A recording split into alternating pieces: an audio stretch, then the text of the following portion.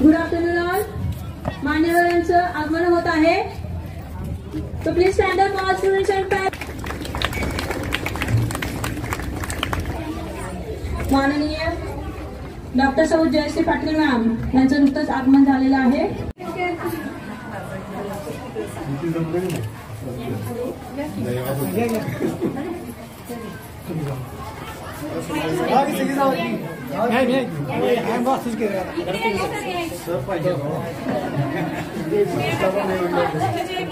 हा समोर.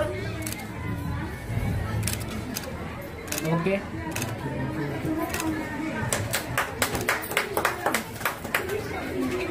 त्यांचं आगमन झालेलं आहे.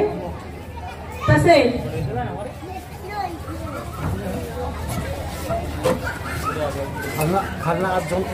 या वर्षीचं सर्वात मोठं आहे आपल्या कलाशाळेमध्ये. ओके.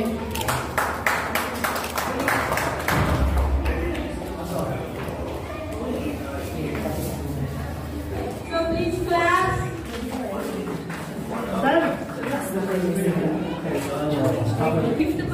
या वर्षासाठी आपण नवनीत कंपनीचे ई-लर्निंग सायन्स सांगू. तर यासाठी आपण आपल्या शाळेचे प्रोजेक्ट यानंतर आपल्या शाळेमध्ये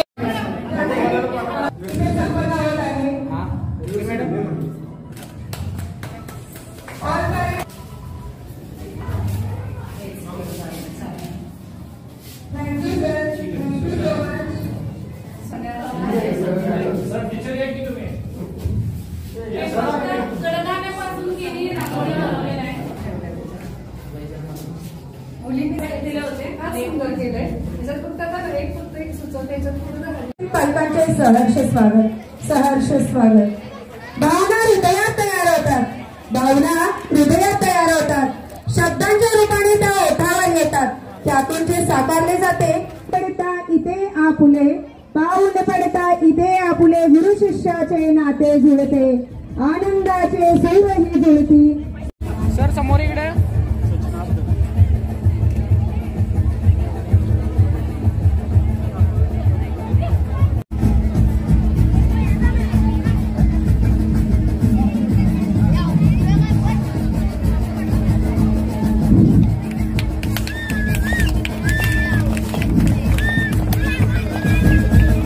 Clap all students.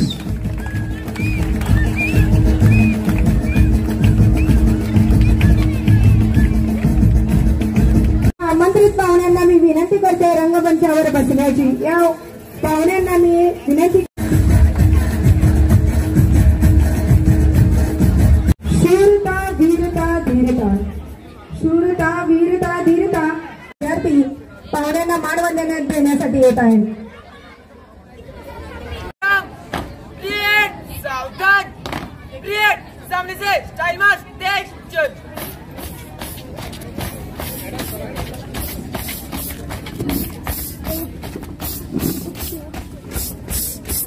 सल्यूट करना देना. सल्यूट. Create salute.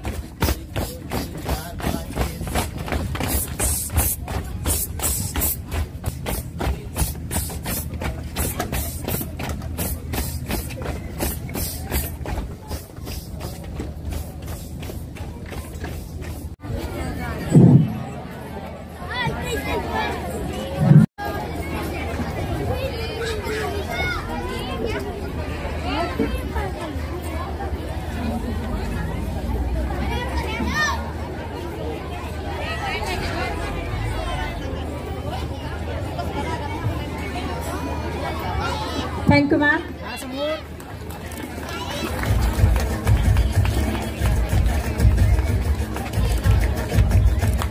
विनंती करते की त्यांनी मोलाचे शब्द. Good evening. नमस्कार. Friends, say good evening, all of you. Should I speak English or Marathi? English medium school students. Okay, I will speak in Marathi, okay? Your mother tongue is Marathi. Is it comfortable for you? All students, खूप कौतुकाचं feeling असतं, पण श्रोता म्हणून 2 वाजल्यापासून दुपारी उन्हात आपण बसले आहात. जरी मंडप असला, आज सुदैवानं ऊन नाहीये, पण तरी सुद्धा कंटिन्युअस बसणं खूप अवघड अशी शिक्षा असते. पण तरी सुद्धा आपण माझ्यासाठी आणि कार्यक्रमासाठी इथं बसलेले आहात, त्याबद्दल मनापासून आपल्या सर्वांच्या झाली आहे. मुलांची खायची वेळ झालेली आहे, पण वातावरण हे आपण खरंच सगळं माझं बोलणं एन्जॉय कराल. दुपारी 2 वाजता कार्यक्रम होता. मी बरोबर 2 वाजता आपल्या गावात आले होते. अंबी सरांना फोन केला. सर म्हटले मुलं अजून जेवतायत. माझी मैत्रीण स्मिता इथं हेरल्यामध्ये आहे, तिच्या घरी थांबले आणि मग 3ला आले. आता ह्या छोट्या मुलांच्या अजून सत्कार व्हायचे आहेत. पुन्हा ते कंटाळून जातील, सत्कार झाल्यानंतर निघून जातील, त्यांचे पालक निघून जातील, म्हणून मध्येच आज आधी माझं भाषण ऐकायचं आणि त्यानंतर तुमचा सत्कार झाल्याशिवाय मी जाणार नाही, त्यामुळे चुळबुळ कुणीही करू नका. एकदा आली आहे ना तुमच्यासाठी, तर इथंच मी अगदी संध्याकाळपर्यंत थांबणार आहे. असो, मी कविभूषण डॉक्टर सौ Jayashree Shrenik Patil, MBBS DMRE FFIM, x-ray, sonography, CT scan, MRI तज्ज्ञ, Ved diagnostic and research centre Sangli. खरं तर अनाऊन्स करताना चौगुले मॅडमना काय सांगावं समजेनाच झालंय, कारण माझा 7 पानी बायोडाटा त्यांच्याकडे दिलेला होता. पण इथं पाहुणे म्हणून कुणाला बोलवलं जातं? तुमच्या मुलांच्या पुढे तो आदर्श असा असतो, तो आदर्श उभा करायचा असतो, त्यामुळे पाहुण्यांची ओळख होणं गरजेचं असतं. यादव मॅडम म्हणाल्या, मॅडम तुमच्या शब्दात तुम्ही काय अचिव्हमेंट केलेले आहेत सांगा. तर अगदी थोडक्यात सांगते की मी x-ray, sonography, CT scan, MRI तज्ज्ञ म्हणून, माझे पती पण एक्स-रे, सोनोग्राफी, सिटी स्कॅनचे तज्ज्ञ आहेत. तर त्यांच्यासोबत गेली 25 वर्ष झालं सांगलीमध्ये वेद डायग्नॉस्टिक अँड रिसर्च सेंटर माझं इन्स्टिट्यूट आहे आणि तिथे आम्ही वैद्यकीय सेवा आम्ही देत आहोत. त्याच्यासोबत मी एक सामाजिक कार्यकर्ता आहे, एक चित्रकार आहे, एक संगीतकार आहे, एक अभिनेत्री आहे आणि आता टीव्हीला नुकतीच एक सिरियल येणार आहे भगवान महावीर नावाची. तर महावीर भगवानांच्या आई राजमाता त्रिशलाचा रोल मी करतेय आणि राजा सिद्धार्थ माझे मिस्टर डॉक्टर श्रेनिक पाटील करतायत. All parents clap your hands. साधारण कोरोनामुळे 2-4 पार्ट शूटिंग झालेलं आहे, फक्त कोरोनामुळे आता ती पोस्टपोन झालेली. एप्रिल किंवा मे मध्ये चालू होईल ती सिरियल. नाटकामध्ये, पिक्चरमध्ये, टीव्ही सिरियलमध्ये माझं काम चालूच असतं. महाराष्ट्राची सौंदर्य सम्राज्ञी 2019 कोल्हापूरची मी विनर आहे, विजेती आहे. मेडिक्वीन 2020 Mrs Maharashtra unique personality winner पुण्याचा मला तो क्राऊन मिळालेला आहे. आणि आता मॅडमनी सांगितलेलंच आहे की आंतरराष्ट्रीय सौंदर्य स्पर्धेमध्ये वी क्वीन हेरिटेज ब्युटी नावाचा मला ही क्राऊन मिळालेला आहे. आताच त्या स्पर्धा झालेल्या आहेत. जवळजवळ 12 देशातल्या 28 सौंदर्य सम्राज्ञीने भाग घेतलेला. Netherland, Mauritius, Philippines, America, Africa, Thailand अशा सगळ्या देशातल्या खूप छान मैत्रिणी झालेल्या आहेत. याच्यासोबत 10 ते 12 शासकीय समितीची मी सदस्य आहे. जात्यावरच्या ओव्या उखाणे पाळण्याची लेखिका आहे. हे स्त्री शक्तीची उत्तुंग भरारी तरी स्त्रीभ्रूण हत्याका नावाचं माझं पुस्तक महाराष्ट्र शासनाच्या शासकीय ग्रंथालयाला निवडलेलं आहे. ही 5वी आवृत्ती आहे. याच्यामध्ये ओव्या आहेत, उखाणे आहेत, पाळणे आहेत, कविता आहेत आणि मेन PCPNDT कायदा आहे. तसंच वेद शब्दांचा नावाचा कविता संग्रही प्रकाशित आहे. अखिल भारतीय मराठी साहित्य परिषदेची पश्चिम महाराष्ट्राची अध्यक्ष आहे आणि आत्ताच आम्ही सांगलीमध्ये 28वा साहित्य संमेलन भरवलेलं, त्याची मी स्वागताध्यक्षा होते. आज मला 2 मुलं आहेत. डॉक्टर राजकुमारी पाटील, आज माझी मुलगी मोठी MBBS झालेल्या आहेत, त्या DY Patil medical college Pune येथे इंटर्नशिप करतायत. आणि चिरंजीव राजनील पाटील सांगली भारती मेडिकल कॉलेजला आता MBBSला ऍडमिशन मिळालेलं आहे. तर ज्या बायकांवर अन्याय होतो, अत्याचार होतो, असे काही कौटुंबिक अत्याचार होतात, हिंसा होते, अशांच्यासाठी एक समिती आहे वन स्टॉप क्रायसिस सेंटर. तर त्याची पण मी सदस्य आहे, सांगली जिल्ह्याची, महाराष्ट्र शासनाची. निर्भया पथकची काउन्सिलर आहे, पॉझिटिव्ह माइंड थेरपिस्ट आहे आणि अनेक शाळांमध्ये मी काउन्सिलर म्हणून जात असते, म्हणजे समुपदेशन करत असते. त्यामुळे मला आधीच तुम्हाला सांगायचंय की कुणाला काही प्रॉब्लेम असतील, आपल्या हस्बंड वाईफचे काही भांडणं असतील, आपल्या मुलांच्या सोबतची काही प्रॉब्लेम्स असतील, मुलांना काही मानसिक ताणतणाव असेल, तर आपण केव्हाही मला संपर्क साधू शकता. आणि अंबी सरांकडे, यादव मॅडमकडे माझा नंबर आहे. सांगायला अतिशय आनंद होतो की व्यासपीठावर ज्या मान्यवर बसलेले आहेत, डॉक्टर साहेबांची तर आत्ताच ओळख झाली, पण आमचे सगळ्यांचे, तुमचे सगळ्यांचे आदरणीय पापालाल संधी सर इथं बसलेले आहेत, त्यांच्या मिसेस रेश्मा संधी. तर पापालाल भैयांनी मला 2013ला आणि आंबी सरांनी ह्या शाळेमध्ये, म्हणजे विद्यानिकेतन जी मालेला शाळा आहे, 12 जानेवारी 2013ला पण मला बोलावलेलं होतं. आणि तेव्हाच्यापासूनचं जे ऋणानुबंध त्यांनी जिव्हाळा जो जपलेला आहे, परत त्यांच्या त्या शब्दाखातर आज मी आपल्या समोर उभी आहे. तर आज आनंद सोहळा संपन्न होत आहे. व्यासपीठावरील सर्व मान्यवर, सर्व शिक्षक, सर्व शिक्षकेतर स्टाफ, सर्व कर्मचारी स्टाफ, इथं उपस्थित असलेले ज्येष्ठ श्रेष्ठ माता भगिनी, पालक आणि छोटे बच्चो, मित्रमैत्रिणींनो, आता मी खूप छान गोष्ट सांगणार आहे. सगळ्यांनी हाताची घडी, तोंडावर बोट, पिन ड्रॉप सायलन्स. ओके, तुमच्यासाठीच बोलणार आहे मी, अजिबात आवाज नाही काढायचा. आणि माझी तिथं फ्रेंड बसली ना, तिच्याकडे चॉकलेट आहेत आणि त्याचबरोबर माझ्या पर्समध्ये इंजेक्शन पण आहे. कोण बोललं तर त्याला ती देणार आहे इंजेक्शन. तुम्ही सगळ्यांनी डोस घेतलाय ना कोरोनाचा? हा, मग तसं इंजेक्शन पण आहे तिथे. दंगा केला की ती उचलून नेणार आणि इंजेक्शन देणार. पण मला माहिती आहे तुम्ही सगळे गुड बॉय, गुड गर्ल्स आहात, होय ना? ओके, आधी गोष्ट सांगायची. चला, आधी तुम्हाला गोष्ट सांगूया, म्हणजे तुम्ही सगळे शांत व्हाल. पण तत्पूर्वी कार्यक्रमाला थोडेसे आई वडील पण आपल्या इथं महत्वाचे आहेत, त्यांनाही छान एंटरटेन करायला पाहिजे. कार्यक्रमामध्ये मी शेवटी जी कविता वाचणार होते ती जरा सुरुवातीला वाचते, कारण सगळ्या माझ्या भगिनी मैत्रिणी इतके छान उत्साहानं बसलेत, पण गेली 3 तास झालं बसलेत. तर सगळ्यांना जर पेंग आला असेल, चहा तर अजून आता इथं लगेच मिळणार नाहीये. आणि आळस आणि पेंग निघून जाण्यासाठी खूप खुश झाली कविता ऐकून, कारण ही कविता म्हणजे तुमचं आमचं जीवन आहे. इथं सर्व मान्यवर पण आहेत व्यासपीठावर. यादव सर आहेत, यादव वहिनी आहेत, संदीप भैया आहेत, शिक्षक आहेत, काहींचे मिस्टरही इथं आहेत आणि आई वडील आहेत. नवरा बायकोंच्या जीवनावरची ही कविता आहे. कवितेचं नाव आहे अहो असं कसं म्हणता. लंडन आणि अमेरिकेच्या व्यासपीठावर म्हटलेली कविता आहे. 2008ला संपूर्ण भारत देशातून 21 महिला कवयित्रींची निवड झालेली अमेरिकेमध्ये झालेल्या अखिल विश्व हिंदी साहित्य संमेलनाला. आणि त्या 21 मध्ये पश्चिम महाराष्ट्रातून माझ्या एकटीची निवड झालेली. आणि अमेरिकेमध्ये सुद्धा मला सुवर्ण पदक मिळालेलं आहे. अमेरिकेमध्ये हिंदी साहित्य गौरव पुरस्कार मिळालेला आहे. लंडनमध्ये बहुभाषिक साहित्य पुरस्कार मिळालेला आहे. तर लंडन आणि अमेरिकेच्या व्यासपीठावर वाचलेली ही कविता आहे. हजारो पारितोषिक मिळालेली कविता आहे. तुमचं आमचं जीवन म्हणजे हे कविता आहे. ऐका, कुणाला रेकॉर्ड करायचं असेल कविता, ओव्या, उखाणे, पाने रेकॉर्ड करू शकता. अशीच एका महिला मंडळात मी प्रमुख पाहुण्या म्हणून गेले होते. ज्यांचे पती इथं आले नसतील त्यांना ही कविता जाऊन ऐकवा, किंवा ज्यांच्या पत्नी इथं नसतील त्यांना दादांना सांगायचं की त्यांना घरी जाऊन ऐकवा. कारण ही कविता ऐकल्यानंतर बऱ्याच वेळा मला फोन येतात, मॅडम तुमची कविता ऐकल्यानंतर माझे मिस्टर माझ्यावर जास्त प्रेम करायला लागले, किंवा दादांचे फोन येतात की तुमची कविता ऐकल्यानंतर आमच्या वाईफची आम्हाला किंमत कळली. असं खूप छान हे असं कवितेचं गुंफण झालेली आहे शब्दांची. ऐका, सांगलीतल्या एका महिला मंडळामध्ये कार्यक्रमाला गेलेले. महिला म्हटलं की गप्पा आल्या. कार्यक्रमाला आज झाला तसा थोडा उशीर झालेला. महिलांच्या गप्पामध्ये 2च विषय असतात. कुठले सांगा बरं? नवरा, सासू. ह्या विषयावर PhD होईल एवढा विषय इतका मोठा आहे. तर अशाच गप्पा चालू होत्या. सहज म्हणून मी ऐकायला लागले. ऐकता ऐकता असं लक्षात आलं, प्रत्येक जण एकमेकीला म्हणत होती.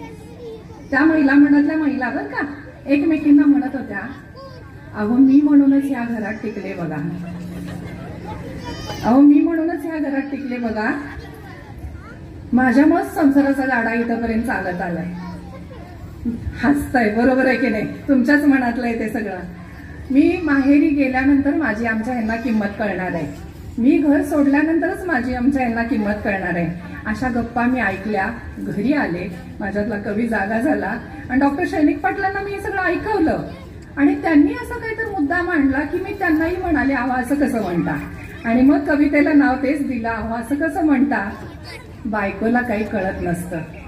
अहो असं कसं म्हणता, बायकोला काही कळत नसतं, पण आपल्या संस्कृतीत पती हा देव असतो, म्हणून तिला उलटं बोलणं जमत नसतं, म्हणून तिला उलटं बोलणं जमत नसतं, म्हणून तिला उलटं बोलणं जमत नसतं.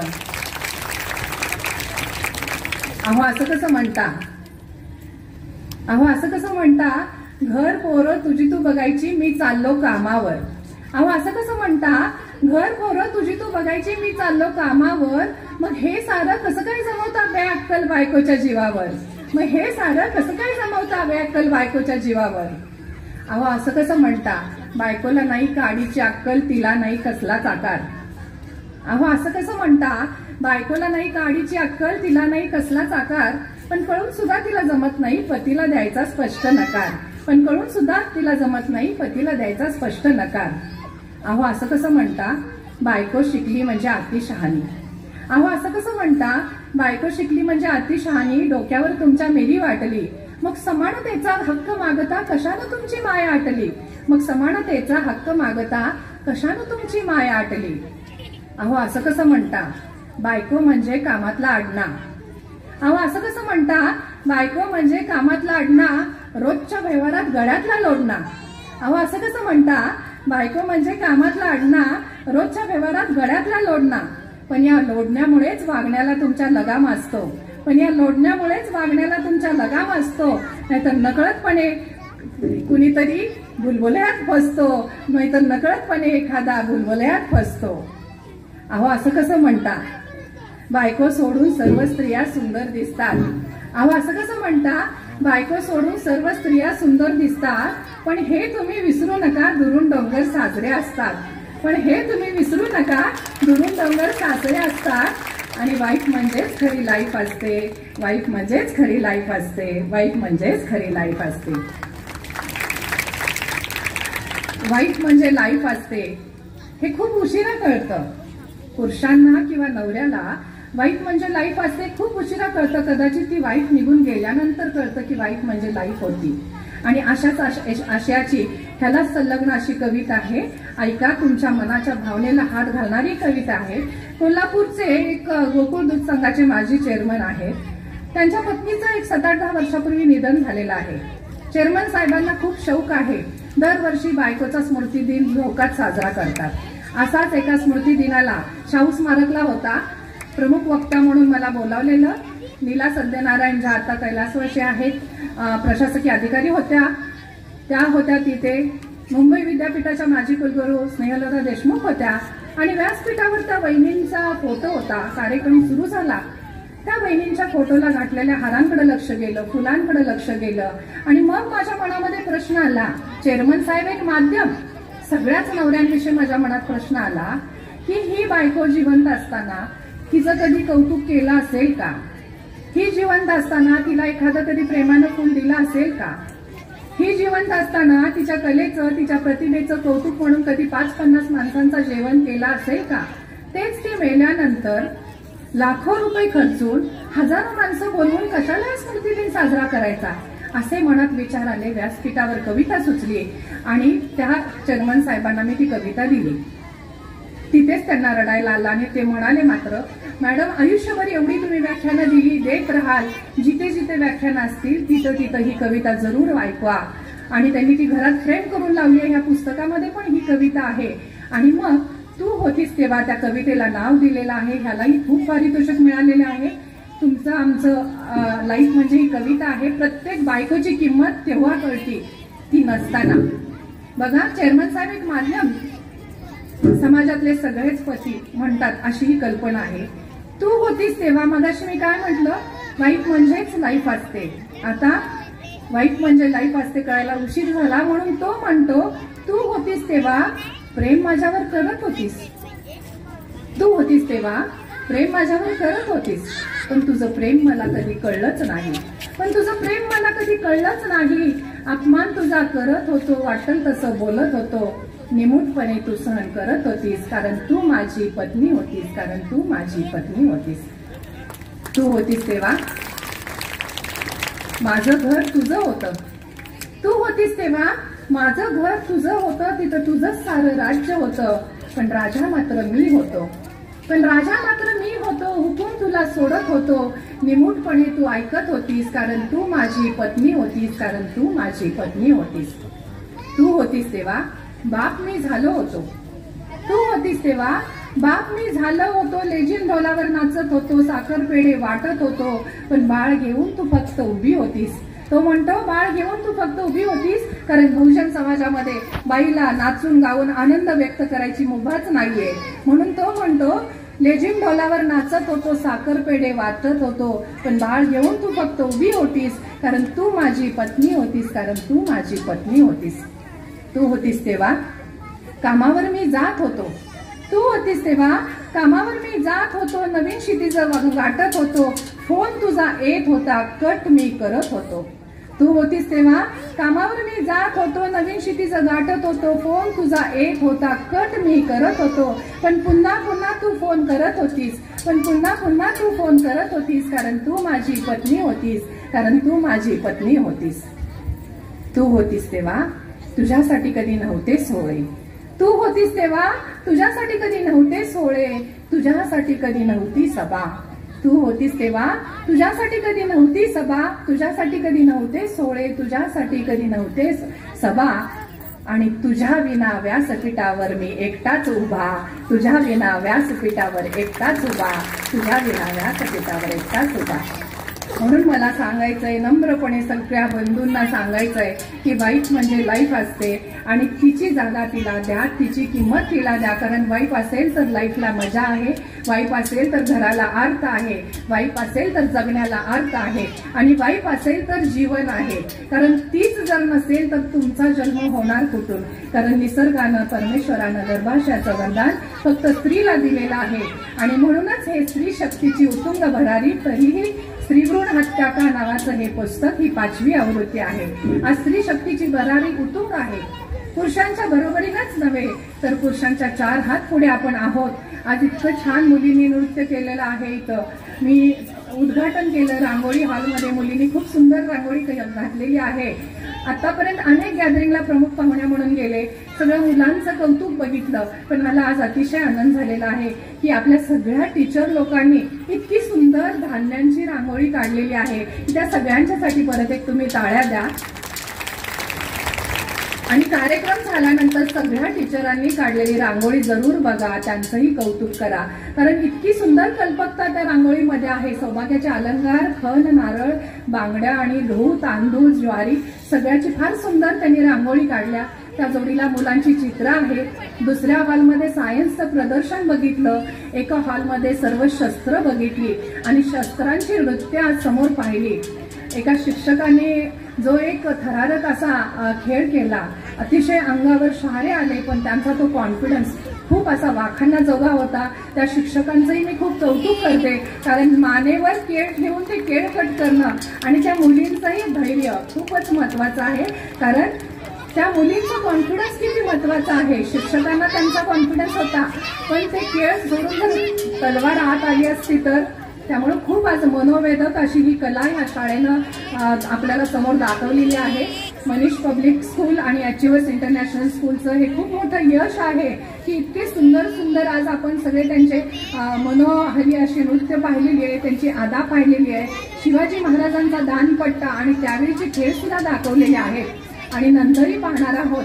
तर आता मुलांच्यासाठी एक गोष्ट सांगूया. चला, हाताची घडी, तोंडावर बोट. खूप सुंदर गोष्ट आहे गाढव आणि वाघाची. चला, पिन ड्रॉप, सायलेन्स. अजून सायलेन्स नाही. एक होता वाघ. लक्षात घ्या मुलांनो, वाघ आणि गाढवाची मी आता गोष्ट सांगते. पण मी का सांगणार आहे तुम्हाला गोष्ट?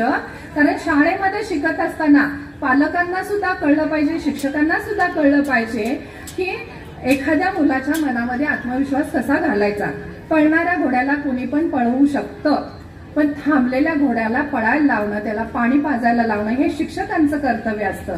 आणि मुलांना मला हेही सांगायचं, मैत्रिणींना आणि छोट्या बालचमूंना, की स्वतःमध्ये खूप मोठा आत्मविश्वास ठेवा. स्वतःला जे येतंय त्याच्यावर ठाम राहा. तुम्हाला जे येतंय तुम्ही तुमच्या शिक्षकांना सांगा, तुमच्या आई वडिलांना सांगा, पण कुणाबरोबर तुलना करू नका आणि विनाकारण आयुष्यातला अमूल्य असा वेळ वाया घालवू नका. तर ऐका, काय होतं बघा, स्वतःला येत असताना दुसऱ्यांना जर विचारत बसला तर स्वतःचे मार्क्स पण कमी होतात आणि आत्मविश्वासही कमी होतो. तर अशीच एक गोष्ट आहे. एक होतं गाढव आणि एक होता वाघ. गाढव म्हटलं की सगळ्यांना हसायला आलं. पण गाढव आणि वाघ, शक्तिशाली वाघ, दोघांची भांडणं चालू झाली. गाढव म्हणत होतं की गवत पिवळं असतं, वाघोबा म्हणत होता गवत हिरवं असतं. आता प्रश्न पडला, दोघांची लागली भांडणं. वाघ आपल्या म्हणण्यावर ठाम होता की गवत हे हिरवंच असतं, गाढव आपल्या म्हणण्यावर ठाम होता की गवत हे पिवळं असतं. आता काय करायचं, दोघांचं एकमत होत नव्हतं. भांडणात वेळ निघून गेला, वेळ चाललेला. मग त्या दोघांनी ठरवलं की आपण आता न्याय मागूया. न्याय कुठं मागायचा, तर ते सगळे सिंहाकडे गेले, जंगलात गेले. जंगलचा राजा कोण, सिंह. मग सिंहाला ते म्हणाले की आमच्या दोघांची भांडणं चालले, तर आता तुम्ही आम्हाला निकाल द्या, न्याय द्या. सिंह राजाला हसू आलं. वाघोबा गाढवाच्या नादाला लागलाय. ठीक आहे म्हणाले, काय भांडणं आहेत तुमची. वाघोबा म्हणाला, सिंहराज, वनराज, हा गाढव काय म्हणतोय बघा. गाढव म्हणाला, वनराज, गवत पिवळं असतं की नाही.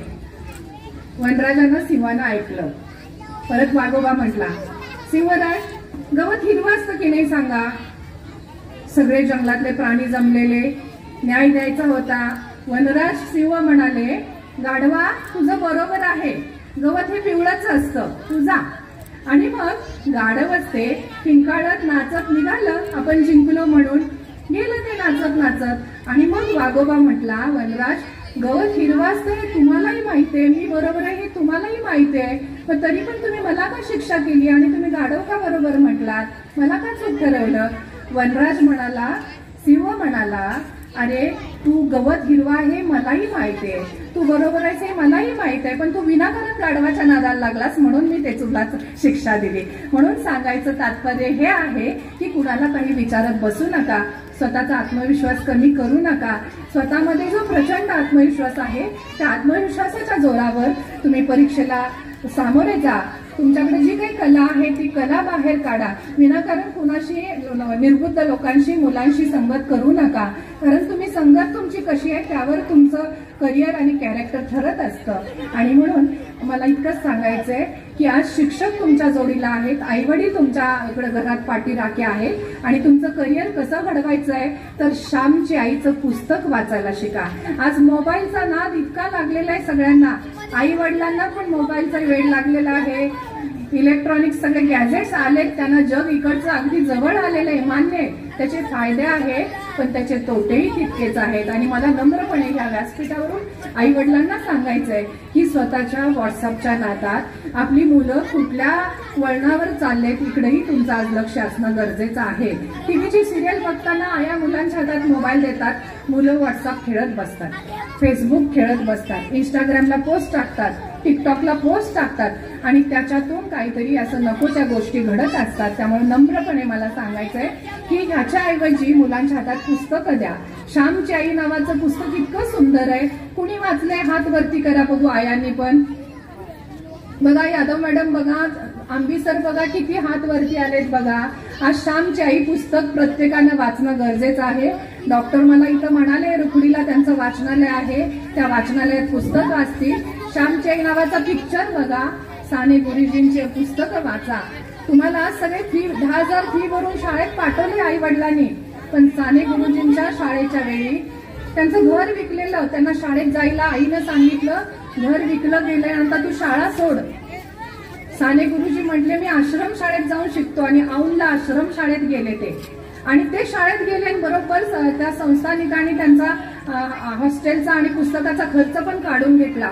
तर माधुकरी मागून साने गुरुजी शिकले, आज MA झाले, पुढे त्यांनी BEd केलं, आणि किती महान अशी शब्द संपदा त्यांनी तुरुंगात जाऊन लिहिलेली, तुरुंगात राहून लिहिलेली. तर आज ती साने गुरुजींची पुस्तकं वाचणं गरजेचं आहे. अहिल्याबाईंची पुस्तकं वाचायची आहेत, इंदिरा गांधींची पुस्तकं वाचायची आहेत. आज वाचन संस्कृती लोप पावत चाललेली आहे. म्हणून मला सर्व शिक्षकांना आणि संस्थेच्या अध्यक्षांना विनंती करायची आहे, पुढच्या वेळी गॅदरिंगच्या वेळी एखादं आज सायन्सचं प्रदर्शन आहे तसं पुस्तकांचं प्रदर्शन बनवायचं, आणि प्रत्येक मुलाला एक एक पुस्तक आणायला सांगायचं, तरच आपली वाचन संस्कृती पुढे चालू राहील. तर आता तुमच्या सर्वांच्यासाठी एक खूप महत्वाची अशी आणखीन एक छोटीशी गोष्ट सांगणार आहे. वेळेचं भान आहे, मला तर बोलता खूपच येईल, मला थांबायचं कुठं हेही कळत नाही, इतकं माझ्याकडं शब्दांची संपत्ती आहे, पण वेळेचं पण मला भान ठेवायचं आहे. त्यानंतर तुमचं गॅदरिंग आहे, मुलांचे डान्स पाहायचे आहेत, भाषणं करायची आहेत, बाकीच्यांना मान्यवरांना काही छोट्या चमूंची भाषणं आहेत. पण तत्पूर्वी मला इतकंच सूचित करायचं आहे, आज 21व्या शतकामध्ये, आज या कॉम्प्युटरच्या जगात, या धक्काबुक्कीच्या युगात सगळीकडे आज स्त्रियांची भरारी उतुंग आहे. पण अजूनही ग्रामीण भागामध्ये स्त्रीला अजूनही दुय्यम लेखलं जातं. आणि म्हणून मला सांगायचं की जिथं मुलीचा जन्म होईल तिथं फटाके लावून तिचं स्वागत करा. आणि अशा आशयाचा ह्यातला मी एक पाळणा इथं गाणार आहे. तर माझ्यासोबत तुम्ही सगळ्यांनी जो बाळा जो जोळे जो म्हणायचं. लक्षात घ्या, जो बाळा नव्हे, महाराष्ट्रातला माझा हा पहिला पाळणा लेकीचा पाळणा आहे. जो बाळी जो जो रे जो. कारण परंपरागत आपल्या मनावर हेच ठसलेलं आहे की बाळासाठी जे काय आहे ते, पण आज आहे ते बाळीसाठी आहे. सगळ्या इथं पुढे दिसतात ह्या बाळीच आहे. तर माझ्यासोबत तुम्ही म्हणा. एकदा सुशिक्षित झाल्यानंतर जात्यावरच्या ओव्या उखाणे पाळणे म्हणणं तेवढं सोपं नाही आणि ते ग्रामीण भाषेमध्ये लिहायचं तेही सोपं नाही. पण निसर्गानं सरस्वतीनं ते मला वरदान दिलेलं आहे. आणि मग असंच काही ठिकाणी बारशाला गेल्यानंतर लक्षात आलं की भाडोत्री कॅसेट लावतात किंवा एखादा पुरुष येऊन पाळणा म्हणतो. आणि मग मी हे काही सामाजिक आशयाचे पाळणे लिहिले. त्यातला एक पाळणा. मुलगी आहे घराची शान, सासर माहेरचा मोठा गमान, दोन्ही घराण्याचा मोठा सन्मान, मुलीचा जन्म देवी समान, जो बाळी जो जो रे जो. मुलीचा जन्म देवी समान, जो बाळी जो जो रे जो. बाळा नाही बाळी, बाळी. बघा हे बाळ पण आज बाळा म्हणताय, आवाज येऊ देत. आज तुमचाच गौरव आहे सगळा, तुमच्या लेकींचा आया बहिणींचा गौरव आहे. मुलीला माना वंशाचा दिवा, मुलगा तू. सर्व उपस्थित पालकांना एक आग्रहाची विनंती आहे. मॅडम म्हणत असताना मॅडमांच्या बरोबर तुम्हीही म्हणायचं आहे. आवाज छान येऊ दे. मुलीला माना वंशाचा दिवा, मुलगा तुम्हाला कशाला हवा, वारस हक्क लेकीला द्यावा, लेकीचा जन्म नवसान घ्यावा, जो बाळा जो जो रे जो. लेकीचा जन्म नवसान घ्यावा, जो बाळी जो जो रे जो. राष्ट्राची पती मुलगी होती, स्त्री भ्रूण हत्या तरी का होती. राष्ट्राची पती मुलगी होती, स्त्री भ्रूण हत्या तरी का होती. धुरा राष्ट्राची तिच्या गहाती, ढाल तलवार तिच्या गहाती, अवकाशात सुद्धा तिची भरारी, जो बाळी जो जो रे जो. अवकाशात सुद्धा तिची भरारी, जो बाळी जो जो रे जो. लेकी जन्माचं स्वागत करा ग, गुढी उभारून तोरण बांधा ग. लेकी जन्माचं स्वागत करा ग, गुढी उभारून पेढे वाटा ग. घरादाराला तोरण बांधा ग, लेकी जन्माचं आऊट लावा ग, जो बाळी जो जो रे जो. लेकी जन्माचं आऊट लावा ग, जो बाळी जो जो रे जो. लेकीचा जन्म देवी समान, जो बाळी जो जो रे जो. लेकीचा जन्म देवी समान, जो बाळी जो जो रे जो. जिथं कुठं मुलीचा जन्म होईल तिथं हे रेकॉर्ड केलाय. तुम्ही सगळ्यांनी तो पाळणा जरूर लावा. आज लेक आहे तर जग आहे. आज सगळ्या जगाची निर्मिती आपल्या खुशीतून होत असते आणि त्यामुळे आपल्याला खुशी व्हायला पाहिजे की आज आपला इतका मोठा सन्मान होतोय. लेक म्हणजे आईच्या काळजाचा तुकडा असते. अशीच एक ओवी आहे का, 9 महिने आपण आई आपण 9 महिने आपल्या लेकीला कुशीत वाढवतो. आपल्या काळजाचा तुकडा म्हणजे लेक असते. बघा म्हातारपणी आपल्याला किती आपण म्हातारे झालो आणि आपली मुलगी किती जरी म्हातारी झालेली असली सासरी तर माहेरी तिला आईची काळजी वाटते. सासरहून एखादा येताना घास आईसाठी घेऊन येते, एखादी साडी चोळीची खणनाराची ओटी घेऊन येत असते. खणा नारळाची ओटी किंवा एखादी साडीच घेऊन येत असते. पण ती लेकच आईला जपत असते आणि तरी सुद्धा आपल्याला मुलगा हवा असतो. मला असं नाही म्हणायचं की मुलगा हवा म्हणजे तुम्ही चुकताय. निसर्गानं तुमच्या पदरात जर ते दान टाकलं तर जरूर त्याचं स्वागत करा. पण निसर्गाच्या विरोधात जाऊन मुलासाठी मुलीची हत्या नका करू. ऐका. 9 महिने किती सोसला फुलावा निघ तुला जपला. 9 महिने किती सोसला फुलावा निघ तुला जपला.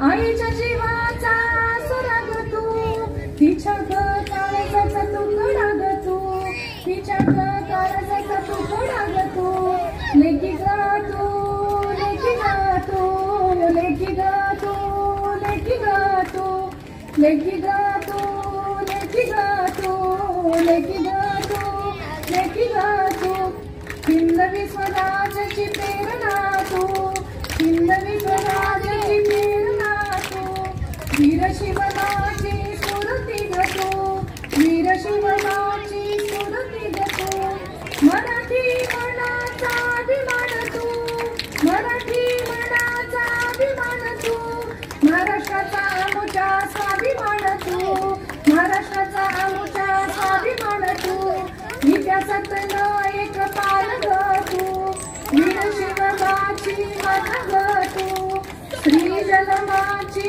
गाथा ग तू, आईच्या जीवाचा असुरा ग तू, आईच्या जीवाचा असुरा ग तू, तिच्या ग काळजाचा तुकडा ग तू, तिच्या ग काळजाचा तुकडा ग तू, लेकी ग तू, लेकी ग तू, लेकी ग तू, लेकी ग तू, लेकी ग तू, लेकी ग तू, लेकी ग तू, लेकी ग तू.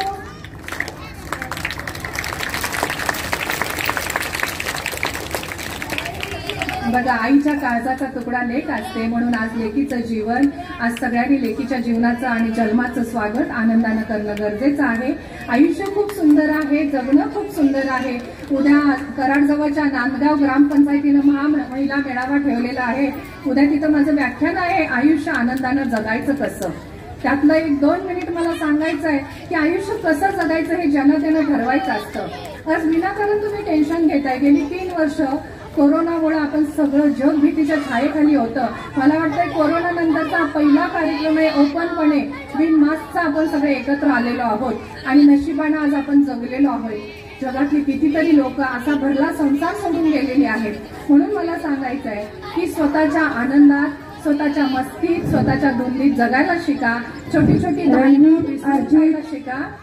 Don't speak. छोटी छोटी भांडणं विसरून जायला शिका. मोबाईलमध्ये मला सांगा, मोबाईल मधला डेटा फुल झाल्यानंतर तुम्ही काय करता? काय करता? नको असलेल्या पोस्ट काय करता? डिलीट करता, बरोबर? तसंच मला सांगायचं आहे की जीवनामध्ये वाईट प्रसंग येतात, चांगले प्रसंग येतात, पण ते वाईट प्रसंग डिलीट करून टाकायचे. जसे मोबाईलमध्ये तुम्ही डिलीट करता तसं जीवनातले वाईट प्रसंग डिलीट करायचे. विनाकारण आकस धरून जगू नका. आता बघा, इथं कितीतरी छान छान साड्या नेसलेत, दागदागिने घातलेत. आपल्या महिलांची टेंडन्सी कशी असते, तुम्ही तिरक्या नजरेने बघाल पण उघडपणे सांगणार नाही की वहिनी तुम्ही छान दिसताय किंवा तुमचा हार छान आहे. अजिबात सांगणार नाही. बघा, हसताय, बरोबर आहे की नाही? का असं करायचं? सांगा ना, उघडपणे सांगा किती छान साडी आहे, किती सुंदर दिसताय. मॅडमना सांगा किती छान दिसताय. एकमेकींना सांगा ड्रेस किती छान आहे. बघा, पुढचीला किती आनंद होतोय. कारण निसर्गाचा नियम आहे, तुम्ही एका हातानं देता ते 10 हातानं तुमच्याकडे परत येतं.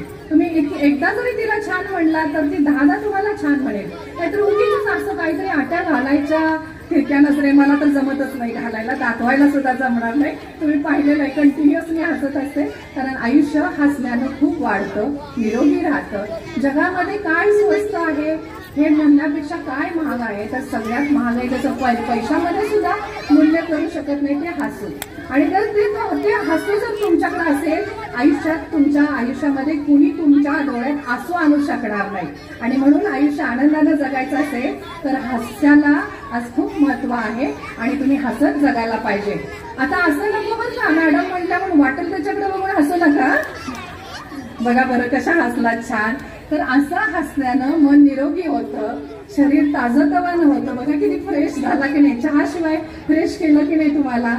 हसण्यामुळं आयुष्य खूप सुंदर आयुष्य वाढतं, निरोगी होतं, मन खूप टवटवीत होतं.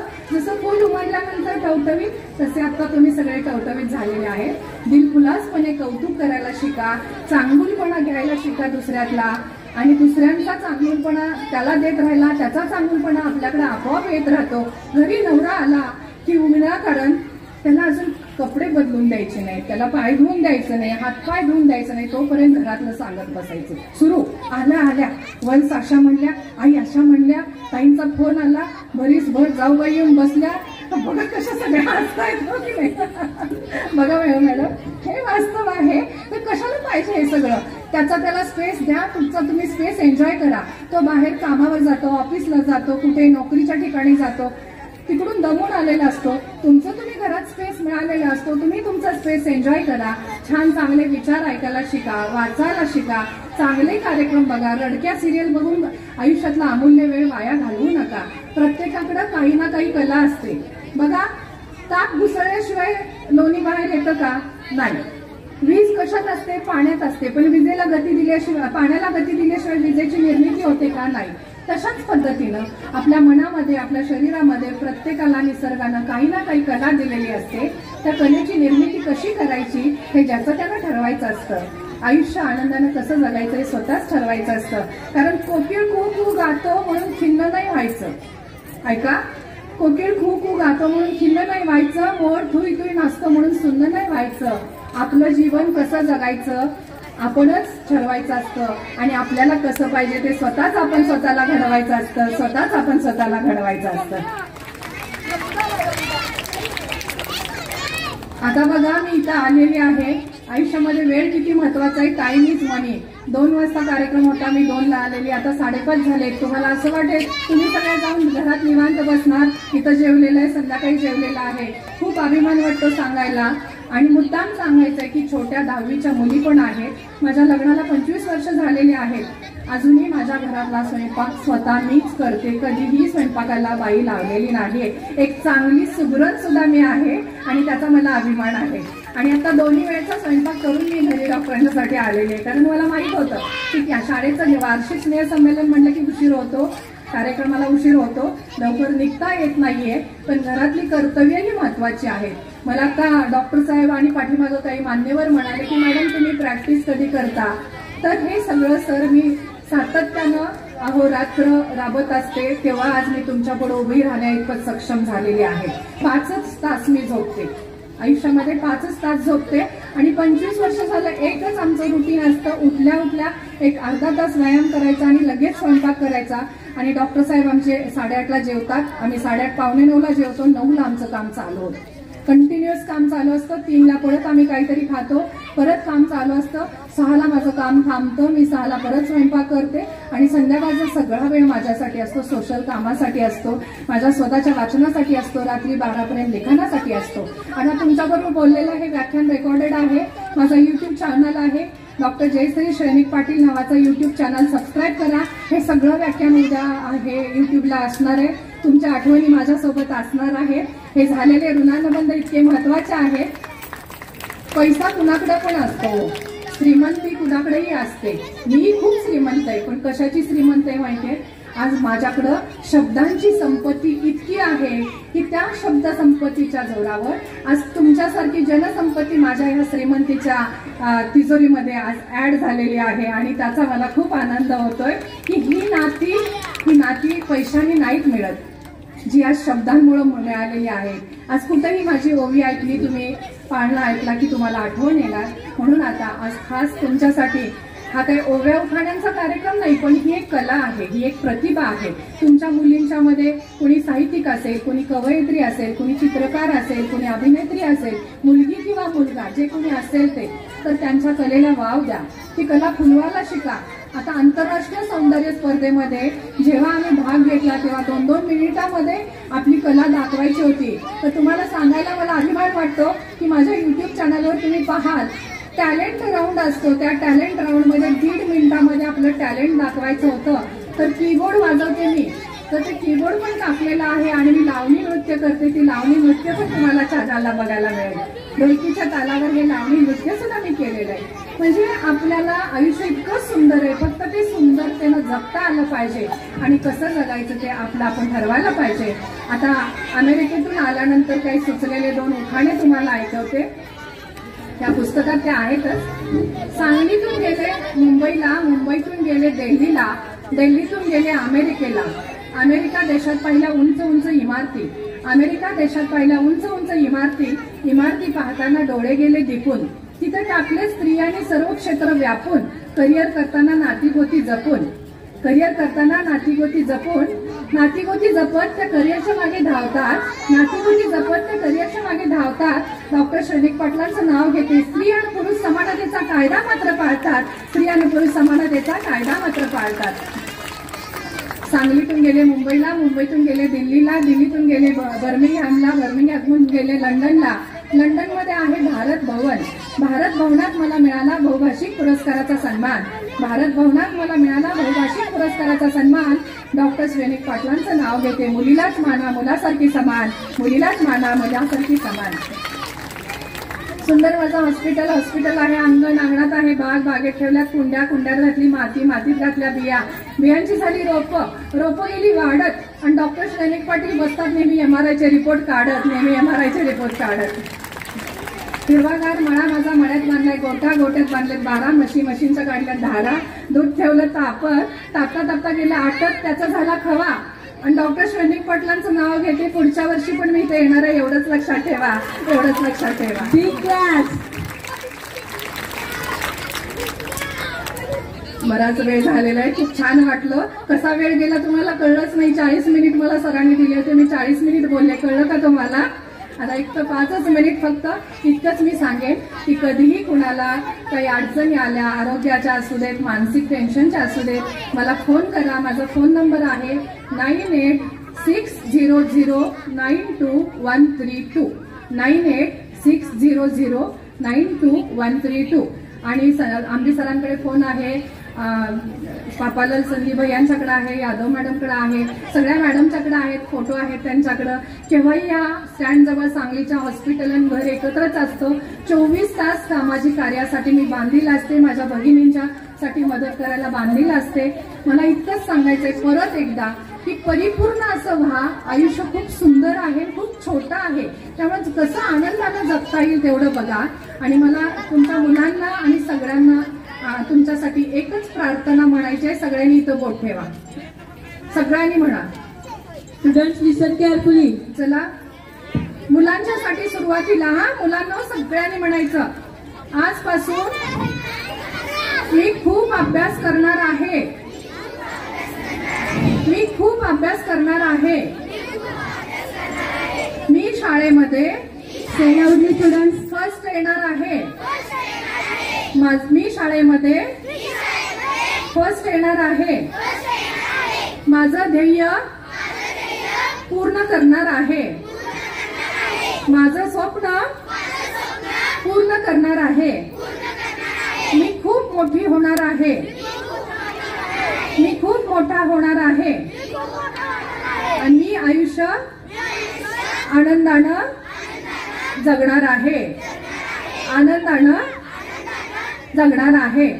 सगळ्या पालकांनी म्हणा आजपासून आम्ही खूप आनंदात राहणार आहोत. मुलांच्या समोर नवरा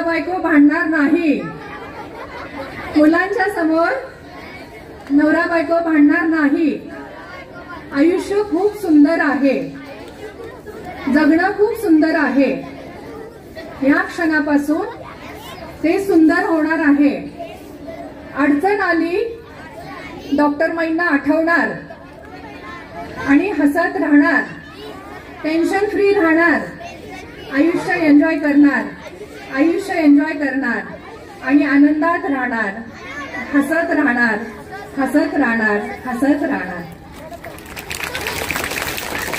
छान वाटलं की नाही बघा. Life is so beautiful. English मीडियमचं स्कूल आहे. माझी एक इंग्लिश छोटीशी कविता सगळ्या चमोंच्यासाठी ऐकवते. 10th 9th चे विद्यार्थी आहेत. What is life? Life is full of joy. You should know how to enjoy it. What is life? Life is full of joy and sorrow. You should know how to enjoy it. What is life? Life is a cloth of joy and sorrow. You should know how to use it. What is life? Life is a cup of tea. You should know how to drink it. What is life? Life is a mystery. Mystery म्हणजे good. What is life? Life is a mystery. You should know how to find it. And last, what is life? Life is everything. You should know how to enjoy it. You should know how to enjoy it. आयुष्य सुंदर आहे. सुंदरतेनं जगा. माझं पुस्तक कुणाला हवं असेल तर ते माझ्या मैत्रिणीजवळ आहे, तुम्ही तिथं घेऊ शकता. आणि ह्या कार्यक्रमानंतर पारितोषिक वितरण झाल्यानंतर कुणाला जर फोटो काढायचे असतील, सेल्फी काढायचे असतील, मी अजून 10 मिनिट थांबे. फक्त मला इतकंच सांगायचं आहे की जीवन जगत असताना दुसऱ्यांना मदत करायला शिका, हेल्पफुल राहायला शिका. आंतरराष्ट्रीय सौंदर्य स्पर्धेमध्ये फिलिपाईन्सच्या जजनी मला एक प्रश्न विचारला, what are the 3 principles of life, what are the 3 principles of life. तेव्हा एकाच मिनिटात उत्तर द्यायचं होतं, ते मी दिलं. स्वनियंत्रण, सेल्फ कंट्रोल. स्वनियंत्रण म्हणजे सेल्फ कंट्रोल, ऑनेस्टी म्हणजे प्रामाणिकपणा आणि चॅरिटी म्हणजे दुसऱ्यांना मदत करणं. तेवढंच करा. हे 3 गोष्टी आयुष्याचे 3 प्रिन्सिपल्स लक्षात ठेवा. आयुष्य सुंदर आहे. मला माझ्या कवितेतून तुम्हाला शुभेच्छा द्यायच्या आहेत. असं वाटतं शेवटी जाताना, विविध रंगी फुलपाखरे ही जातीला जापुल्या घरी, विविध रंगी फुलपाखरे ही जातीला जापुल्या घरी. प्लीज बसून घ्यायचंय. होईल का भेट तयांची पुन्हा केव्हा तरी, होईल का भेट तयांची पुन्हा केव्हा तरी. हसत रहा तुम्ही, फुलत रहा, जीवनांच्या रणांगणात सदैव तुम्ही भरत रहा.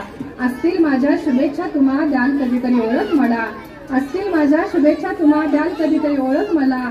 माणुसकीला तुम्ही जागत रहा, हसत रहा तुम्ही, फुलत रहा, जीवनाच्या आनंदादीपात सदैव तुम्ही तेवत रहा, जीवनाच्या आनंदादीपात सदैव तुम्ही तेवत रहा, सदैव तुम्ही तेवत रहा. आईच्या हृदयात बाळासाठी असते सागरा एवढी ममता, आईच्या हृदयात बाळासाठी असते सागरा एवढी ममता. डॉक्टर शनिक पाटलांचं नाव घेते. इथेच करते माझ्या व्याख्यानाची सांगता, इथेच करते व्याख्यानाची सांगता. धन्यवाद. खूप छान. फुलतात फुलांच्या पाकळ्या, जशा दवबिंदूतून फुलतात फुलांच्या पाकळ्या. Once again thank you ma'am.